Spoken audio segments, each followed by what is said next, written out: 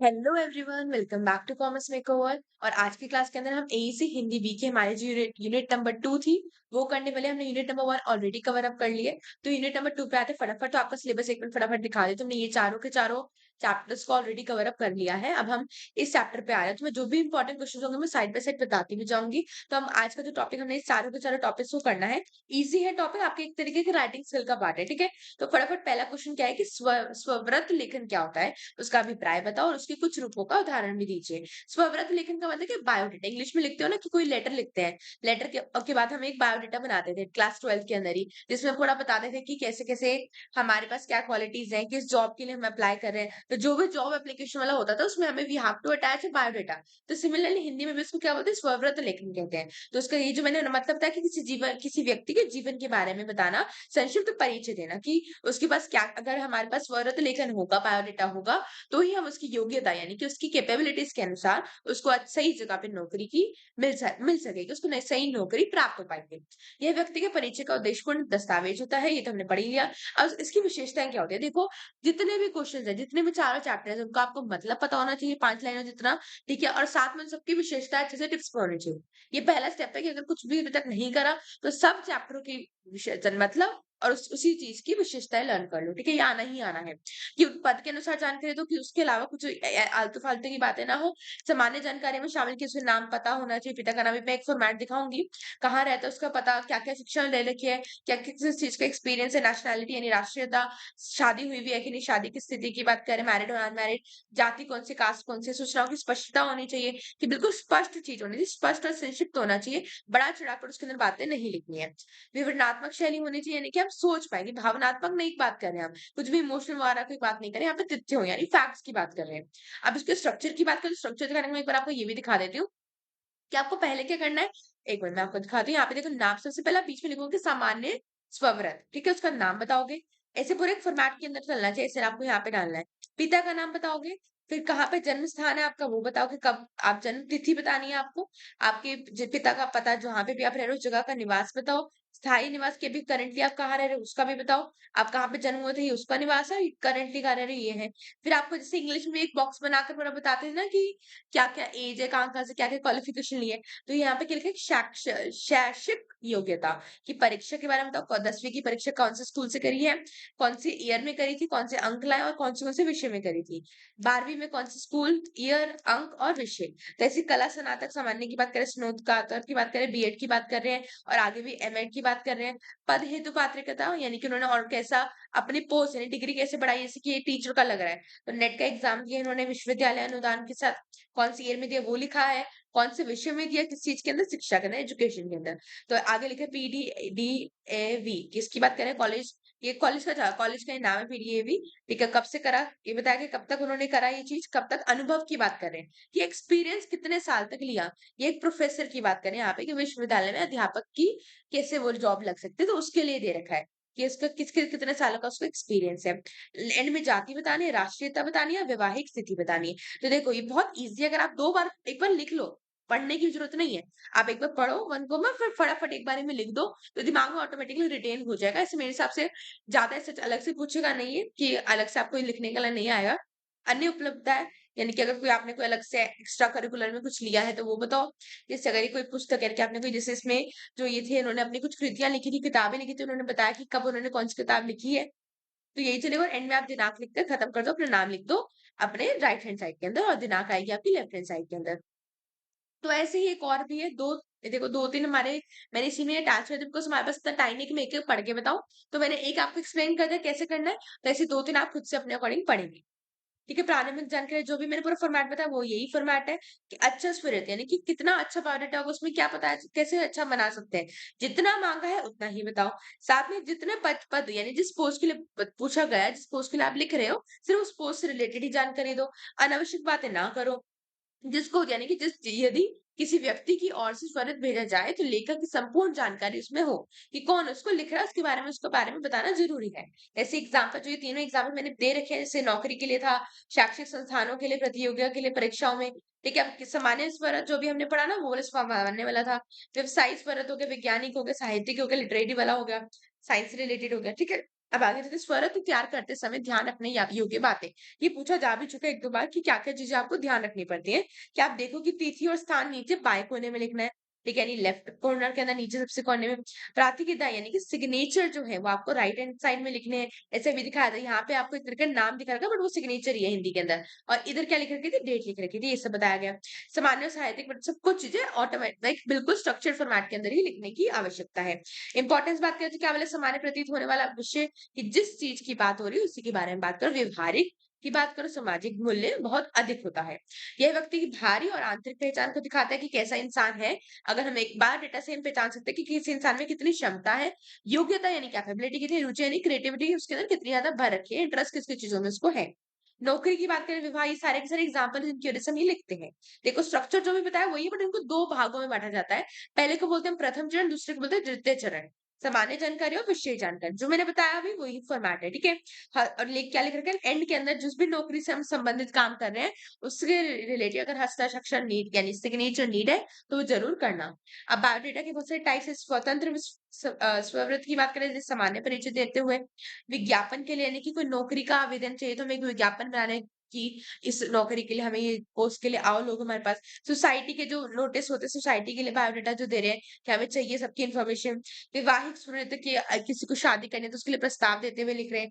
पुस्तकों में प्रकाशित स्मृति यानी कवियों के बारे में लिखा जा रहा है। अब विशेष बातें क्या रखनी, व्यक्ति के निजी संक्षिप्त सटीक बात को हम ध्यान रखने की बात कर रहे हैं। प्रभावशाली परिचय होना चाहिए कि लोग देखते ही हमारी तरफ अट्रैक्ट हो पाए। अगर जॉब के लिए तो तभी हमें जॉब मिल पाएगी। औपचारिक देखो चैप्टर सब्जेक्टिव औपचारिक है तो औपचारिक होना चाहिए, उद्देश्यपूर्ण होना चाहिए।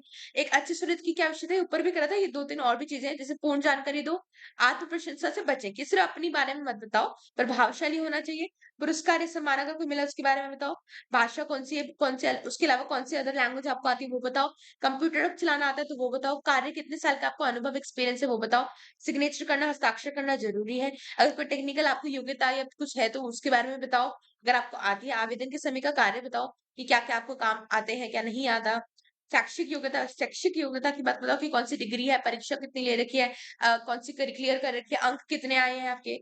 तथ्य प्रमाण होना चाहिए कि एक बिल्कुल फिक्स होना चाहिए, कोई सच्ची बात होनी चाहिए, कोई भी झूठा नहीं होना चाहिए, क्योंकि इसी के बेसिस पे आपके भविष्य में जितनी भी चीजें होंगी वो सेट होंगी। तो वर्तमान अवस्थाई की बात करें, हस्तलिखित यानी कि हैंड रिटन होना चाहिए, अगर सुंदर राइटिंग है। अदरवाइज कंप्यूटर टाइप्ड होना चाहिए। जो मेन लेटर्स आपके नाम वगैरह उनको मोटे अक्षरों से लिखो, बोल्ड लेटर से लिखो। सरल भाषा का प्रयोग करो ताकि सबको समझ आ पाए। कागज साफ सुथरा होना चाहिए, लंबाई सीमित होनी चाहिए, ज्यादा बड़ा भी ना लिखो, एक या दो पेज जितना होना चाहिए। मार्जिन बनानी चाहिए एंड के अंदर। प्रूफ रीडिंग की पहले एक बार देखकर पढ़ लो एक बार खुद से कि कुछ एरर तो नहीं है उसके अंदर। यानी रिटू का मतलब क्या है, यहाँ पे एरर की बात करी जा रही है, कोई गलती तो नहीं है। गंभीर और जिम्मेदारी स्वर की बात कर रहे हैं कि बिल्कुल हास्यात्मक वगैरह चीजें नहीं होनी चाहिए, कुछ भी मजाक वाली काम नहीं होने चाहिए। बिल्कुल लीगल बात है, लॉफुली बात करनी चाहिए।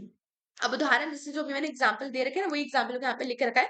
ये जो यहाँ पे एग्जांपल मैंने प्रोवाइड कर रखा है आपको, तो इन एग्जांपल को रीड करना, एक दो रीड कर लोगे तो हो जाएगा, ठीक है। इससे रिलेटेड जाने कि जो प्रेस से रिलेटेड वाले क्वेश्चन आ रहे हैं विज्ञप्ति वाला, उसको लिखने के लिए ज्यादा आता है तो उसके ऊपर फोकस करेंगे। तो एक चैप्टर हमारा डन हो गया। नेक्स्ट चैप्टर पहले सूचना के अधिकार, आरटीआई के लिए अभिप्राय लिखो। आरटीआई क्या होता है, राइट टू इन्फॉर्मेशन की बात करें तो बात करते हैं सूचना के अधिकार के लिए हम क्या क्या। सूचना है ना, राइट टू, अधिकार मतलब राइट, सूचना मतलब इन्फॉर्मेशन, तो राइट टू इन्फॉर्मेशन की बात कर रहे हैं। तो अभिप्राय नहीं, मीनिंग क्या, मनुष्य एक सामाजिक प्राणी यानी कि वह जितनी भी गतिविधियां उन सबकी जानकारी अपने में रखता है, ठीक है। विचारों की उत्पत्ति की बात कर रहे हैं यहाँ पर कि जितने भी दिमागों में विचार आ रहे हैं सब कुछ हमारे क्या लिखा है, मस्तिष्क यानी दिमाग में विचारों का जन्म सामाजिक परिस्थितियों से होता है। जितने भी हम परिस्थितियां परेशानियों में भर रहे हैं, फंस रहे हैं, उन्हीं की वजह से ये सब कुछ होता है। सूचना का लेकिन आरटीआई के तहत सूचना मांगने के लिए लिखित रूप में आवेदन देना पड़ता है कि अगर हमें करना है राइट इन्फॉर्मेशन के अगेंस्ट कुछ काम कर रहे हैं तो हमें रिटर्न में फॉर्म करके देना पड़ता है। ऐतिहासिक पृष्ठभूमि की बात करें कि कब से यह लागू हुआ, तो 12 अक्टूबर 2005 से आरटीआई एक्ट मतलब ये चीज लिखना स्टार्ट हुई।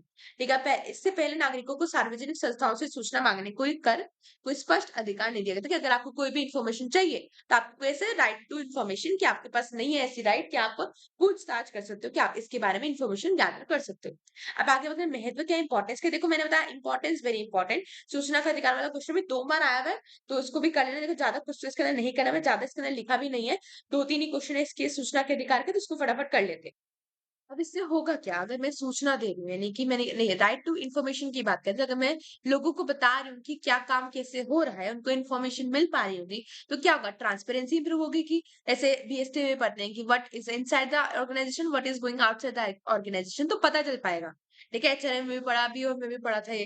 ठीक है, तो आगे कहते हैं 60 प्लस देशों की सूची में भारत भी शामिल हुआ, जिन्होंने नागरिकों को सूचना का अधिकार देने के लिए कहा। प्रशासनिक जवाबदेही होने की, जनता को जवाब देने के लिए एक बहुत ही सही व्यवस्था बनाई गई।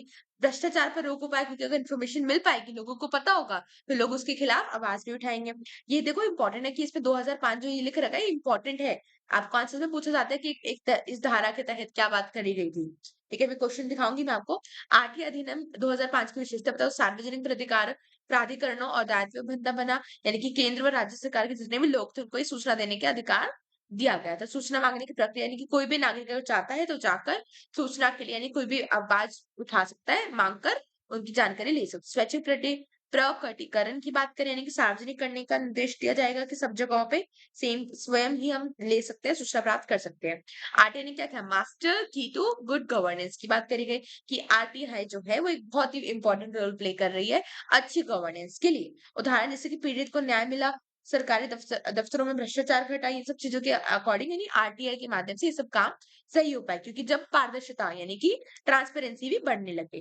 ठीक है, तो आगे तो फटाफट की आरटीआई का आरंभ कब हुआ, कैसे हुआ और उदाहरण बताओ। तो अभी जैसे बताया 5 अप्रैल 1995 के अंदर हुआ था, राजस्थान में हुआ था। कि वहां के जो मुख्यमंत्री थे भैरव सिंह शेखावत, उन्होंने घोषणा की कि अब राजस्थान की जितनी भी जनता है वो सूचना का अधिकार उनको मिला जाएगा। 1990 से 1995 के बीच जितने भी गांव थे, उनमें भी इस चीज का विकास हुआ था, बट उतना पारदर्शी तरीके से नहीं रहा था। उन्होंने कोशिश करी, बट इतना पारदर्शी ट्रांसपेरेंस नहीं था। जनहित जागृति की बात करें कि लोग जानना चाहते थे कि कौन सा काम कब हुआ, कितना खर्च लगा था, को लोगों को लाभ मिला कि नहीं मिला, किन किन लोगों को मिला।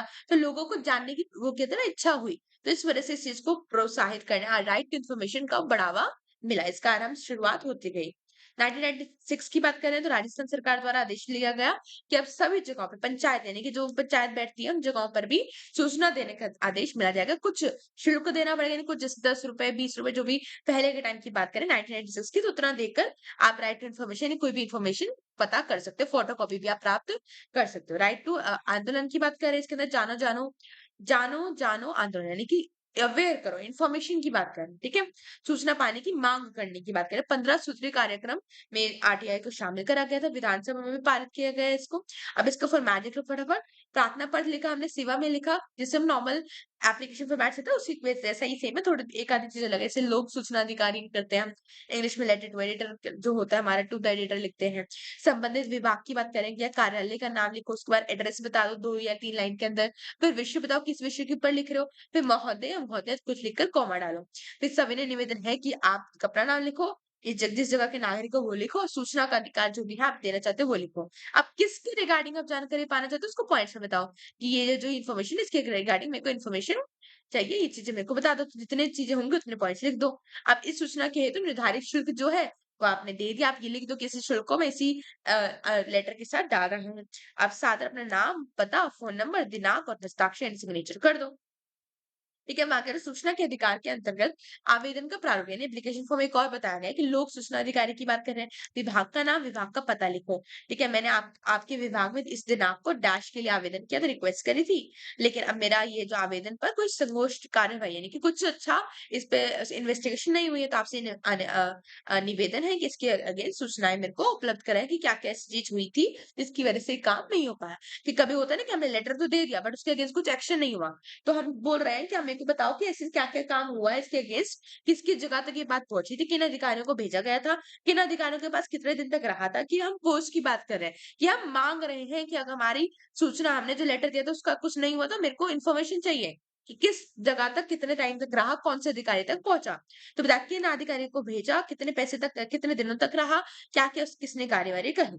ठीक है, आगे बता रहे हैं क्या क्या समय सीमा का पालन हुआ, कितने टाइम तक कितना रहा, किस अधिकारी के अधिकारियों के नाम भी बताओ, उन्होंने कितनी-कितनी कार्यवाही कही, क्या नहीं कहा, सब कुछ इसमें बताओ। मेरा कार्य कब तक पूरा होगा ये भी बताओ, कि अगर अभी तक नहीं हुआ तो और कितना टाइम लगेगा। शुल्क संबंधी सूचना की मैं आवेदन शुल्क ₹10 के रूप में दे रहा हूँ, नकद या पोस्टल के ऑर्डर या जो भी आप चाहते हैं उसकी फॉर्म में मैं दे रहा हूँ। मैं बीपीएल अब जैसे किसी को चाहिए कि उनको शुल्क संबंधी यानी कि शुल्क की बात कर रहे हैं कि शुल्क या तो जैसे बीपीएल के अधिकारी हैं, बीपीएल कार्ड होल्डर होते हैं तो उनको शुल्क माफ होता है। तो यही बात कर रहे हैं यहाँ पर कि मेरे को शुल्क माफ है, तो इसके रिगार्डिंग आरटीए धारा 6(3) के अकॉर्डिंग मेरे को इसके अगेंस्ट कुछ नहीं देना पड़ेगा। तो ये बता रहे हैं, नाम लिखा, पता, मोबाइल नंबर, दिनांक और हस्ताक्षर। तो आप देख लो क्या-क्या टॉपिक हमारे खत्म हो गए, मैं पहले वो बता देती हूँ। सर्वत्र लेखन हो गया हमारा, सूचना के अधिकार के लिए लेखन, वो भी हमारा डन हो गया। अब इसके रिगार्डिंग क्वेश्चन कैसे कैसे आ रखे हैं हमारे, स्वर्ण लेखन का क्या अधिकार है, क्या-क्या करने के लिए क्या-क्या बिंदुएँ होती है, जो भी हमने कर लिया। अभी हमने इसका ऑप्शन में यही क्वेश्चन आया हुआ है, ठीक है? अभी और इसके अंदर और कुछ क्वेश्चन नहीं है, इसके अंदर आ जाओ। स्वरत लेखन बड़ा फिर से है, उसकी विशेषता के बारे में बताओ और एक उसी के ऑप्शन में क्या है, सूचना अधिकार के दायरे स्पष्ट करिए और होता है उसका उद्देश्य को रेखांकित करो कि क्यों करा जाता है। तो आप ये सब चीजें जो ना हमने सूचना वाले के अधिकार वाला तो बहुत ईज़ी था, राइट इन्फॉर्मेशन वाला, ठीक है? आप इसके अंदर आरटीआई जो वर्ड है उसको आप इंग्लिश में लिख सकते हो, कोई प्रॉब्लम नहीं है। बट मेजॉरिटी ऑफ द चीज़ें आपकी हिंदी में ही रहनी चाहिए। एक आधा वर्ड आपने लिख दिया तो चलेगा बिकॉज़ काफ़ी चीज़ें आपकी बुक के अंदर में इंग्लिश में ही दे रखी हैं। अब जो नेक्स्ट चैप्टर है दैट इज़ कार्यालय कार्यालय पत्र और व्यवसाय की बात करते हैं, उसके बारे में आ रहे थे। कार्यालय और व्यावसायिक पत्र लिखो यानी ऑफिस एंड बिज़नेस लेटर की बात कर रहे हैं। कार्यालय पत्र से क्या अभिप्राय है और उनके तत्वों का उल्लेख करें कि किन-किन जगहों पे कैसे-कैसे पत्र यूज़ अब पत्र के माध्यम से हम कर क्या रहे हैं? एक दूसरे को विचारों को, अपनी भावनाओं को एक दूसरे तक पहुँचा रहे हैं। पत्र का मेन काम यही है। अब 3 प्रकार के निजी पत्र यानी जो हम आप हमें पर्सनल लेटर लिख रहे हैं, व्यावसायिक बिज़नेस से रिलेटेड हो गया, कार्यालय ऑफिस से रिलेटेड हो गया। अब कार्यालय पत्र की विशेषताएँ क्या-क्या है?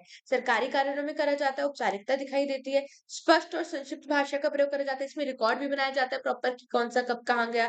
सरकारी डाक टिकट लगाई जाती है इसके ऊपर कि कहाँ का है। स्पष्टता होनी चाहिए, संक्षिप्त होना चाहिए। शुद्धता से बना होना चाहिए, कोई सिर्फ क्रम यानी क्रमांक यानी कि सीरियल ऑर्डर में होना चाहिए, शिष्टता होनी चाहिए कि विनम्रता के साथ काम हो, विषय की प्रमुखता को बताओ कि क्या बात को आप दिखाना चाह रहे हो उसको प्रमुख करो, यानी उसके ऊपर एम्फेसाइज करो।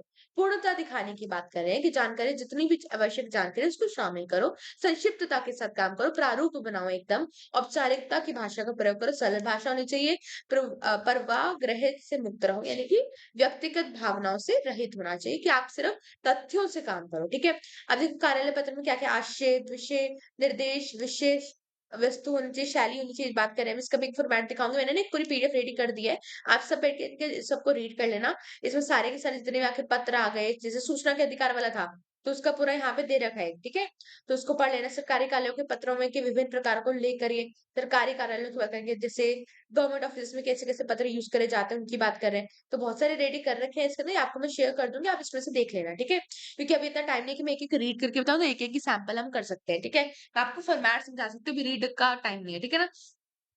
पत्र क्रमांक व दिनांक के अकॉर्डिंग होना चाहिए और वैसे भी आपके अंदर ना सिर्फ 1 ही आएगा। अगर 2 भी आए तो आपके पास ऑप्शन होगा कि आप उसके नीचे थ्योरी को अटेम्प्ट कर लो rather than attempting writing skill. ठीक है? तो जो भी करना चाहे तो आई विल आल्सो सजेस्ट कि आप सब वो थ्योरी को अटेम्प्ट करो रादर देन कि ये अगर बिल्कुल आता है जो भी ऑप्शन में आया, तो ही अटेम्प्ट करना वरना मत करना, ठीक है? विषय के बारे में बताओ स्वरूप पूरा एक पूरा आदेश हो गया, निर्देश हो गया, लिखना पड़ता है। हस्ताक्षर करने की बात कर रहे हैं, एंड के अंदर आप जो ये कर रहे हैं कि देखो यहाँ पे उदाहरण देना भवदीय हस्ताक्षर, अपनी पोस्ट बता रहे हो, अध्यक्ष कहाँ के हो बता रहे हो। कुशल शब्द का प्रयोग ज़रूरी होना चाहिए, ठीक है? तो ये बताया गया इसके अंदर सरकारी कार्यालय में पत्रों के विभिन्न प्रकार होते हैं। देखो इतने सारे नाम दिए गए हैं। ये इतने सारे प्रकार के हमारे सरकारी पत्र होते हैं। अब इनमें से हमें हमें कौन से पढ़ना है, हमें ऐसे कोई पूछा नहीं जाएगा। देखो परिपत्र वाला जो है वो आया रखा है आपके अंदर। अर्ध सरकारी वाला भी एक बार मैं आपको दिखा दूँगी एग्ज़ाम्पल अभी जब शो करूँगी। ये सारे के सारे मैंने थोड़े शॉर्ट के अंदर आपको एक्सप्लेन कर रखे हैं आगे, जिसको फटाफट समझते हैं क्या-क्या है। इनको नामों को याद करने की ज़रूरत नहीं है, ठीक है? वार्षिक पहला क्या है उदाहरण पत्र की बात कर रहे हैं हम, वार्षिक प्रतिवेदन के संबंध की बात कर रहे हैं, ठीक है? तो ये क्या लिख रखा है कि छुट्टी से रिलेटेड बात करें कि अभी रूप से तैयार नहीं हुई है, ये सब बात करी गई है इसके अंदर। तो फॉर्मेट सेम ही चलता है कि आप पहले एड्रेस बता रहे हो, कहाँ का डेट बता रहे हो, फिर आप इस विषय में बता दोगे तो कोई प्रॉब्लम नहीं है उसके अंदर। और एंड के अंदर उदाहरण क्या लिख रहे हैं मुख्य निर्वाचन अधिकारी झांसी इस उदाहरण क्या करें कहाँ-कहाँ से लिया गया है, ठीक है? ज्ञापन मतलब एक मेमो की बात कर रहे हो, क्या आप इस पत्र में बता रहे हो कि व्यवहार सामान्य रूप से होना चाहिए कार्यालयों में जो पत्र व्यवहार है वो सामान्य रूप से होता है, वही ज्ञापन कहलाता है। ज्ञापन के 2 प्रकार हैं। एक सामान्य ज्ञापन की बात करें, एक कार्यालय। कार्यालय का मतलब क्या है? एक जगह से दूसरी जगह तक बात को पहुँचाना, सूचना को पहुँचाना और सामान्य की बात करें कि व्यक्ति के विशेष को निर्देश तरीके से पत्र में लिखना। तो यहाँ पे एग्जाम्पल दे रखा है सामान्य ज्ञापन का। ज्ञापन का आपको इतना फॉर्मेट करने की जरूरत नहीं है। प्रतिलिपि की बात करें तो कॉपी की बात करें यहाँ पर, उसका भी एक फॉर्मेट आपको दे रखा है प्रॉपर कि ऐसे बुक के अंदर तो बहुत सारी चीज़ें दे रखी है, 40-50 में दिखेंगे ऐसे तो। ठीक है? बट आपको पेपर के पॉइंट ऑफ व्यू से जो 3-4 है, 2-3 है, उन्हीं को ही पढ़ना है, आगे सब इतनी सारी चीज़ों को नहीं करना। कार्यालय आदेश की बात करें, यानी कि जो ऑफ़िस ऑर्डर की बात कर रहे हैं, तो कर्मचारियों के लिए अर्ध अर्ध अधिकृत व्यक्तियों के आदेश होते हैं। यह ज्ञापन शैली में लिखे जाते हैं और अनिवार्य पालन के लिए होते हैं, कि आपको फिक्स है कि मतलब इम्पोर्टेंट है कि आपको इसको फ़ॉलो करना ही पड़ेगा। सूचना यानी जो नोटिफ़िकेशन की बात कर रहे हो कि आपको किसी भी चीज़ से रिलेटेड नोटिफ़ाई करना है, तो उसके बारे में आप सूचना लिख रहे हो, बता रहे हो लोगों को कि कोई जैसे पानी बंद रहेगा, तो पानी बंद रहेगा, तो जो भी दिल्ली गवर्नमेंट होगी, वाटर वाला होंगे जो सारा कुछ लिखेंगे उसके अंदर कि कब से कब तक पानी बंद रहेगा, कब तक पानी स्टार्ट हो जाएगा। तो इसे पूरा बता कर के आप पहले ही पानी एक्स्ट्रा पानी को जमा करके रखिए, इससे रिलेटेड हो गया। एंडोर्समेंट की बात करते हैं, इंपॉर्टेंट है कि प्रति भेजा जाता है, यानी कि जब एक ही लेटर को मैं बहुत सारे जनों को भेज रही हूँ, तो सबके सभी लेटर्स के नीचे या उसके नीचे मैं नाम लिखूंगी किन-किन जगहों को या किन-किन लोगों को ये भेजा गया है, ठीक है? प्रतिलिपियों की उसी के एग्जाम्पल दिए गए हैं यहाँ पे, ठीक है? अब शीर्ष विवरण की बात करें, यहाँ पे देखो इसका भी एक एग्जाम्पल दे रखा है। देखो एग्जाम्पल करने का फायदा नहीं है, ठीक है? क्योंकि आपको पेपर पॉइंट ऑफ व्यू से इतना एग्जाम्पल वाला इंपॉर्टेंट नहीं है, आपको मतलब समझ आना चाहिए। परिपत्र इसका एग्जाम्पल करना पड़ेगा, बिकॉज आ सकता भी है और आने के चांसेस बहुत कम है, बट एक बार आ चुका है मतलब ही आएगा कि सर्कुलर के बारे में बताओ। तो सर्कुलर के अंदर का आपको कुछ, क्योंकि लेटर आपकी बुक के अंदर भी इतना फॉर्मेट नहीं है, इसका कंटेंट नहीं है, तो आपको सिर्फ फॉर्मेट की बात करें। तो पहले आप बता रहे हो डॉक्टर एस के मिश्रा, उपलब्धपति कहाँ की हो, विश्वविद्यालय आगरा की बात कर रहे हो। सेवा में जो भी विद्यालय विद्यालय उसका नाम लिखो। संदर्भ में आप बता रहे हो परिपत्र संख्या की बात करो, यानी किस दिन लिखा जा रहा है, दिनांक की परिपत्र संख्या यानी कौन सा वाला आप लिख रहे हो। लेटर नंबर की बात हो रही है, दिनांक लिखो, एक एक लाइन छोड़ के लिखना, ठीक है? जैसे नॉर्मल लेटर लिखते हो वैसे ही। अब विषय बता रहे हो, फिर विवरण करो, यानी आप एक्सप्लेन करो कि क्या क्या आप बताना चाह रहे हैं।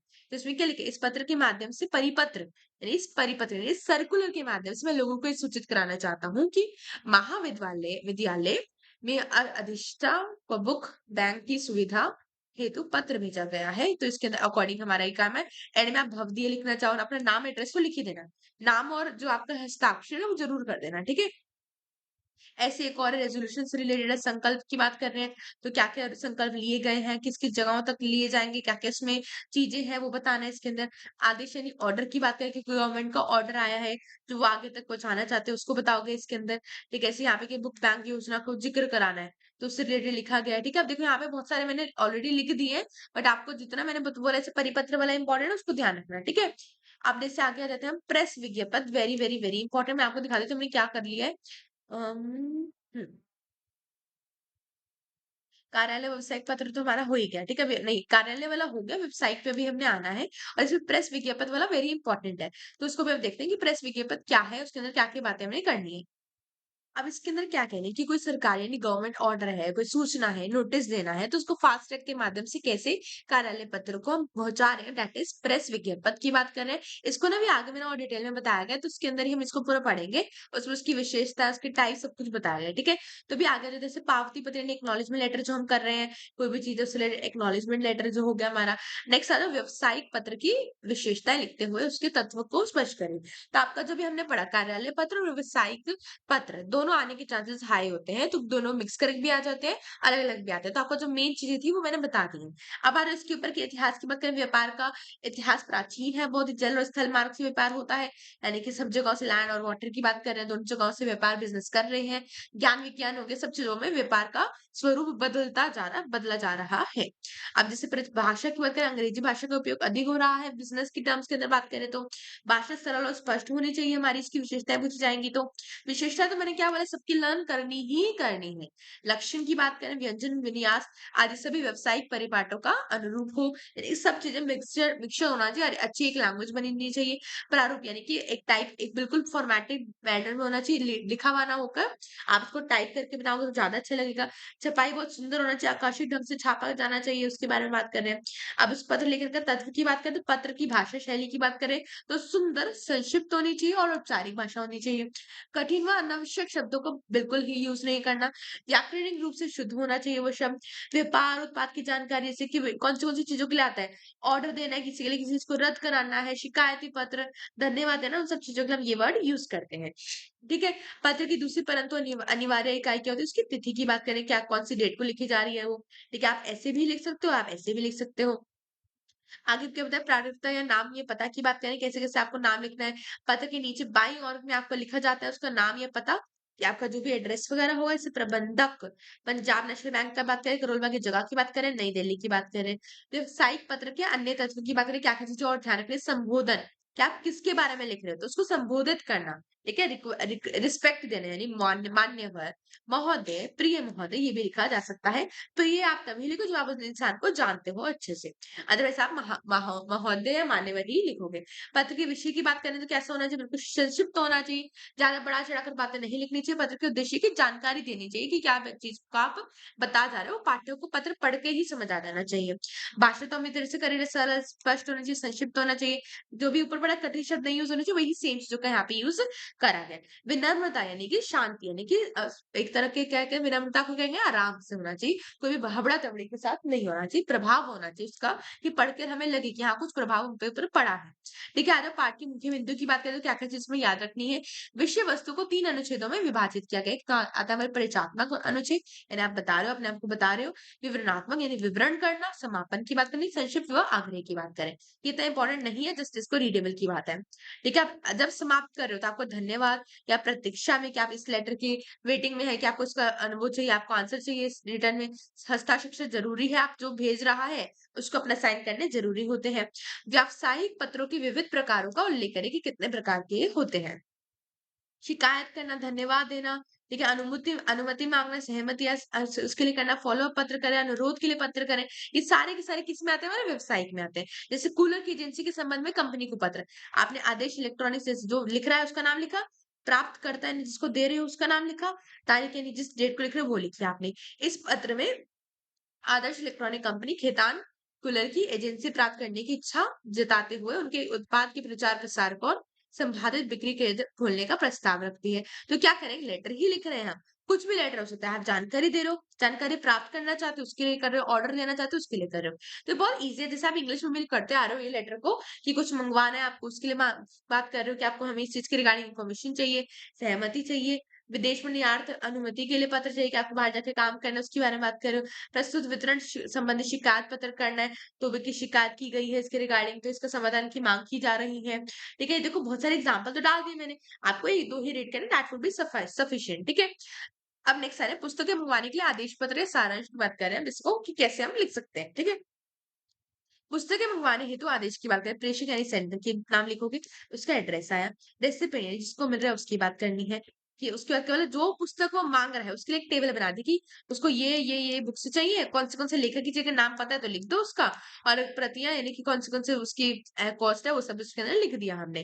भुगतान और छूट की कुल मूल्य इतने से अधिक नहीं होगा, और प्रकाशक द्वारा घोषित 3% अतिरिक्त छूट भी मानने मिलनी चाहिए।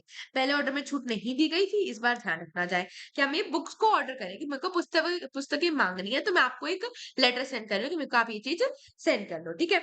भुगतान की अगर नहीं हुआ, क्योंकि पिछली बार आपने मेरे को पूरा सही से नहीं करा था, तो इस बार भी ध्यान रखना कि कोई बुक छूट ना जाए। आगे है अग्रीमेंट भुगतान की बात करें, 200 का बैंक ड्राफ्ट भेजा गया है। बैंक ड्राफ्ट विवरण की बात करें कि कैसे-कैसे आपका एड्रेस बता दें कि किस बैंक के अकॉर्डिंग हम कर रहे हैं काम। निष्कर्ष क्या निकला, यानी कंक्लूजन क्या निकला, यह पत्र एक व्यावसायिक पुस्तक माँग पुस्तक माँगने का आदेश पत्र है, जिसमें साफ तौर पर किताबों की सूची, प्रतियों का संख्या, छूट का विवरण, भुगतान की अग्रिम राशि, पुस्तकों भेजने की निर्देश उल्लिखित की गई। यानी इन शॉर्ट में बताऊं तो क्या बोला गया है, कि पुस्तक को मांगने के लिए मैं आदेश पत्र भेज रही हूँ, जिसमें मैं बता रही हूँ कि मेरे को कौन सी पुस्तकें चाहिए, कितने अंक की चाहिए, कितने कौन से लाइट राइटर की चाहिए, किस चीज का मेरे को छूट चाहिए, कि आपने पिछली बार नहीं करा तो मेरे को इस बार उस चीज की छूट देना। तो ये मैं सब कुछ बता रहा हूँ। विज्ञापन से क्या अभिप्राय है, हमारा सिर्फ लास्ट टॉपिक रहेगा कि विज्ञापन से क्या अभिप्राय है, क्या इसके अंदर इंक्लूडेड है, तो अब उसके बारे में हम पढ़ते हैं। अब इसका मतलब क्या होता है? अगर मैं बोलूँ विज्ञापन, यानी कि यहाँ पे मतलब है इसका, कि प्रेस रिलीज की बात करें, प्रेस नोटिस दे रहे हैं, यानी कि अगर शॉर्ट में बताऊं तो क्या बोलेंगे हम, सरकारी नोटिस या अनाउंसमेंट, उसी को कह रहे हैं विज्ञापन देना, कि सरकारी सूचना या घोषणा की बात कर रहे हैं। इसमें हम किसकी बात करेंगे, जॉब की बात कर रहे हैं, प्रमोशन की बात करेंगे, ट्रांसफर की बात करेंगे, छुट्टियां हॉलीडे की बात कर रहे हैं, पब्लिक को इन्फॉर्म करने के लिए पब्लिश की जाते हैं। क्यों? जैसे कि न्यूज़पेपर हो गया, रोजगार समाचार होते हैं, इन सब चीजों के अंदर बात करते हैं। क्या क्या डिटेल्स होंगे उसके अंदर, की पोस्ट नेम क्या है, ठीक है, नंबर ऑफ पोस्ट, पदों की संख्या की बात करें, एज लिमिट क्या रहेगी उसके अंदर, क्वालिफिकेशन क्या चाहिए, क्या-क्या सैलरी क्या रहनी चाहिए, लास्ट डेट क्या रहेगी उसके अंदर, ठीक है, और एड्रेस वगैरह सब कुछ इसके अंदर आते हैं। सही एग्जांपल भी बात कर लेते हैं, ठीक है, 17 अक्टूबर 2012 को बात करेंगे, वाल्मीकि जयंती पर सरकारी छुट्टी की घोषणा की जाएगी। तो ये क्या है? एक ऑर्डर है, एक नोटिस दे रही हूँ, एक अनाउंसमेंट कर रही हूँ। गवर्नमेंट जब अनाउंसमेंट करे, दैट इज प्रेस रिलीज की बात करें, इंफॉर्मेशन दे रही है। लेकिन सरकारी नोटिस बोलो अगर हिंदी में बात करी जाए तो किसी भी सही कार्यक्रम के लिए तैयार की गई प्रेस विज्ञप्ति के उदाहरण दीजिए। किसी यहाँ पे किसी होगा किसी व्यावसायिक कार्यक्रम के लिए एक प्रेस नोटिस तैयार करके आप एक उदाहरण दीजिए। इसलिए लिखा है भारत और चेकोस्लोवाकिया के बीच व्यापारिक संधि की बात करें, इसको इंग्लिश में बोले तो पता क्या है? कहोगे इतना ज़्यादा हिंदी में तो कुछ ज़्यादा डिफिकल्ट कर दिया कि इंडिया फ्रांस का जो डिप्लोमेटिक टाइज पर उसके बारे में प्रेस रिलीज करी जा रही है कि दोनों देशों के बीच में दोस्तियाई सहयोग बढ़ाने का फैसला लिया गया है इसके अंदर। ठीक है? तो मैं बता रही हूँ प्रेस विज्ञप्ति का एक एग्जाम्पल दिया कि कैसे किसके अंदर क्या-क्या बात करी गई है। ठीक है? तो अब नेक्स्ट आते हैं प्रेस नोट के ऊपर आते हैं। प्रेस कम्युनिकेशन की बात कर लेते हैं पहले चलो और फिर प्रेस नोट पे आते हैं। ठीक है? तो प्रेस कम्युनिकेशन की बात करें, कम्युनिटी की बात करें, वेतन से संबंधित आवेदन की बात करें कि कोई भी जैसे वेतन क्या है हमारा 7 जुलाई को होने थे, लेकिन अभी स्वीकृत नहीं हुए कि हम बता रहे हैं कि इस दिन होना था, ये काम नहीं हुआ। अवकाश के रिलेटेड आप लेटर लिख रहे हो, अग्रिम राशि नहीं प्राप्त हुई यानी कि पैसे नहीं प्राप्त हुए उसके रिलेटेड लेटर लिख रहे हो।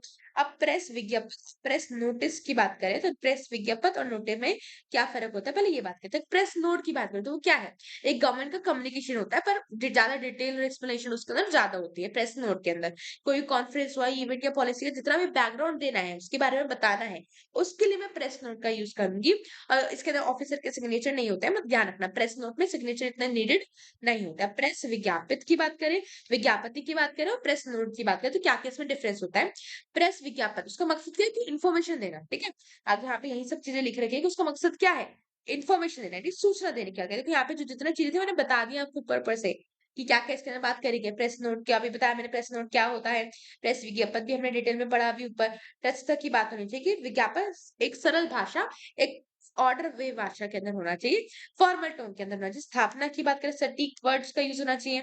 प्रेषण की बात करें हस्ताक्षर नाम लिखा होना चाहिए, मंत्रालय का नाम लिखा होना चाहिए। इन्फॉर्मेशन देना यानी सूचना देने की बात हो रही है, इधर डिटेल्स को समझाने की बात हो रही है। यहाँ पे अनिवार्य है कि हमेशा होता ही है, प्रेस विज्ञापन करना ज़रूरी है। कोई भी ऑफिशियल नोटिस आप दोगे ही दोगे। बट अगर नोट की बात है तो कभी-कभी नहीं भी होता है, संक्षिप्त शॉर्ट होता है और ये हमारा डिटेल में होता है प्रेस नोट। याद रखना डिफरेंस की बात की पता होना चाहिए। डिफरेंस आएगा नहीं बट आपसे पूछा जा सकता है इसका उसका मतलब समझाओ। ठीक है, जैसे कि छुट्टी की कोई घोषणा करनी है, मंत्री यात्रा के ऊपर जा रहे हैं, इन सब से रिलेटेड हो गया, पॉलिसी एक्सप्लेनेशन हो गया, कॉन्फ्रेंस तो ये सारी चीज़ें इसके अंदर इंक्लूडेड होती हैं। अभी कौन सा एग्जाम्पल यहाँ पे दे रखे हैं, ये just for you read purpose, ठीक है? अब अगर निष्कर्ष की बात करें कि पहले प्रेस विज्ञापन की प्रमुख तथ्यों की बात करें, विषय पंक्ति है, संक्षिप्त और स्पष्ट होना चाहिए इसके अंदर, तारीख और समय बिल्कुल फिक्स होनी चाहिए, क्या-क्या आपने लिखा है उस दिन का तारीख लिखो, सरकारी भाषा की बात करी गई है कि कैसी भाषा है तटस्थ यानी कि फिक्स अच्छी भाषा, औपचारिक भाषा भावनात्मक ना होकर क्या होना चाहिए? तात्मक होना चाहिए, तथ्यात्मक के साथ होना चाहिए, ठीक है? तथ्य सॉरी तथ्य कह रही हूँ, तथ्य के साथ होना चाहिए, फैक्ट्स एंड फिगर्स के साथ होना चाहिए, हस्ताक्षर करना ज़रूरी है, स्थान व मंत्रालय का उल्लेख भी ज़रूर करो कि किसके लिए आप लिख रहे हो। अब आपका एक ही टॉपिक रह गया, इसके अंदर मैं उसको भी बता दूँ, मसौदा के बारे में पढ़ते हैं अब इसके अंदर। अब देखो मैंने इसके लिए अलग से फाइल में क्रिएट कर दिया है, तो मसौदा मसौदा को अगर हिंदी में बोलो इंग्लिश में बोले तो क्या कहेंगे उसको? ड्राफ्ट की बात करें क्या कह रहे हैं हम यहाँ पे ड्राफ्ट क्रिएट करना है, देखो यहाँ पे लिखा भी है मसौदा मतलब क्या है ड्राफ्ट क्रिएट करना, ठीक है? तो अब हम क्या बात कर रहे हैं इसके अंदर पहले हम पढ़ते हैं इसको कि जब कोई फैसला है वो जो हो जाता है यानी कि ले लिया फैसला हमने और उसको किसी जो डिजायर्ड अथॉरिटी उसको भेजना है उस विभाग तक पहुंचाने के लिए उस अधिकारी तक पहुंचाने के लिए हमने अपने जूनियर से वह जानकारी भेजने को कहेंगे। ये बोला कि कुछ मामलों में क्या होता है कि पहले एक ड्राफ्ट बनाकर भेजना पड़ता है, फिर वो ड्राफ्ट पहले जूनियर से फिर उसके बाद वो सीनियर अधिकारी तक बड़े अधिकारियों की मंजूरी लेना पड़ता है, फिर ही वो आगे तक जाता है। अब इसमें पूछा क्या जाता है कि उसके मुख्य बिंदु के बारे में बताओ, विवरण या अर्थ के बारे में बताओ, ठीक है? तो हम मुख्य बिंदु और उसके अर्थ को डायरेक्ट यहाँ पे पढ़ रहे हैं कि क्या-क्या चीज़ उसमें कही है। तो फटाफट आगे बढ़ते हैं, क्या बात करा गया है इसके अंदर? तो फटाफट पढ़ते हैं। पहला कि भाषा और शैली, सब में आपने हिंदी जी पढ़ी थी उसमें भी यही लर्न कराया था मैंने। आप हमने ये वाले यूनिट 1 भी करोगे उसमें ये लर्न कराया है। स्पष्ट, सरल, संक्षिप्त। ये तीनों लर्न कर लो अगर आपके पास ये आ गया तो इसके अंदर आपको एक और चीज़ ऐड करनी है दैट इज़ औपचारिक भाषा का प्रयोग करना। सरल भाषा का प्रयोग करेंगे, स्पष्ट उद्देश्य की बात करने की क्या उद्देश्य है वो स्पष्ट होना चाहिए।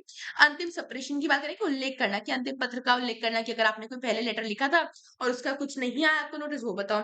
पहले का उल्लेख करो तो वही जो भी ऊपर लिखा ना अंतिम पत्र को उल्लेख करने की बात कर रहे हैं हम। फ़ाइल संख्या यानी कि आप अगर आप बहुत सारे लेटर लिख रहे हो तो उसकी भी संख्या ज़रूर मेंशन करो कि कौन-सा वाला लेटर है आपका।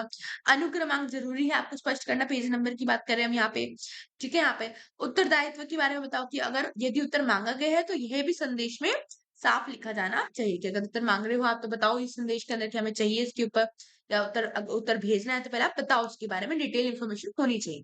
महत्वपूर्ण संदेश को भी बताओ। अब आगे जो स्वीकृत अधिकारी यानी जिस अधिकारी तक जाना चाहिए उस अधिकारी का नाम, हस्ताक्षर ज़रूरी होना चाहिए, तभी आप आगे तक भेज सकते हैं, तभी वो ड्राफ्ट कहलाया जाएगा पूरा पूरा पूर्ण कहला स्थान और टाइम स्पेस के बारे में भी बताओ कि स्थान और टाइम की बचत के लिए पंक्तियों के बीच स्पेस छोड़ा जाए कि किस टाइम पे, किस जगह पे बात करी गई है। तो इसी के साथ जितना भी आपका जो सिलेबस था आपका हिंदी का एईसी का वो हमारा कवर हो गया। हमने किसी व्यवसाय और कार्यक्रम के संदर्भ में जो प्रेस विज्ञापन बनाना होता है, वो भी हमने यहाँ पे कवर अप कर लिया है। और एक और टॉपिक जो मैंने लास्ट क्लास में भी आपको एट द एंड एक करवाया था, अनुस्मार्क वाला, वो वाला भी आप याद से कर लेना उस वीडियो के अंदर क्योंकि वो इंपॉर्टेंट क्वेश्चंस थे। So here we and our अनौपचारिक सिलेबस, सॉरी अनौपचारिक नहीं, औपचारिक लेखन syllabus of AEC 2। Thank you very much. अगर वीडियो अच्छी लग रहा है तो लाइक कर देना। एंड मेरे को पता चल रहा है पूरा यूट्यूब का वो देख रहे हैं, तो आधे से ज्यादा बच्चे बिना सब्सक्राइब करे, बिना लाइक करे हमारे वीडियोस को देख रहे हैं, सब्सक्राइब कर रहे हैं। तो अगर अच्छी वीडियो लग रही है तो प्लीज सब्सक्राइब भी कर दो, तभी हमें मोटिवेशन मिलेगा नेक्स्ट सेमेस्टर के लिए। आपके लिए बहुत सारी चीजें अच्छी अच्छी आने वाली हैं, जिससे आपका आगे का रिजल्ट बहुत बूस्ट हो पाएगा। Thank you very much. ठीक है, लाइक कर देना सारे, अभी के भी करो।